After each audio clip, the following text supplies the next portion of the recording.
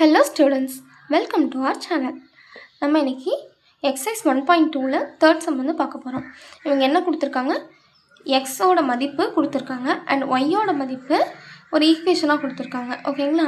நம்ம இதுக்கு டொமைனும் ரேஞ்சும் கண்டுபிடிக்கணும். இப்போ இது வந்து ரொம்ப ஈஸி தான். இப்போ எப்படின்னா இப்போ y கொடுத்திருக்காங்கல, yல எங்கெல்லாம் x இருக்கோ அங்கெல்லாம் இந்த வேல்யூ சப்ஸ்டிட்யூட் பண்ணணும். இப்போ இதுதான் எனக்கு yக்கு கொடுத்திருக்க ஈக்குவேஷன் क्वेश्चनல xக்கு வேல்யூ. அப்போ நான் x 0ன்னு எடுத்தேன் அப்படினா இந்த எங்க yல x இருக்கோ அங்க 0ன்னு சப்ஸ்டிட்யூட் பண்ணனும். அதே மாதிரி கண்டுபிடிச்சுக்கணும்.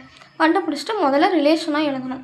எப்படி எழுதுவோம்? இந்த 0, 3, இந்த 1, 4 அப்படினு x வேல்யூ yல கண்டுபிடிச்ச ஃபைனல் ஆன்சரை கமால எழுதிக்கணும்.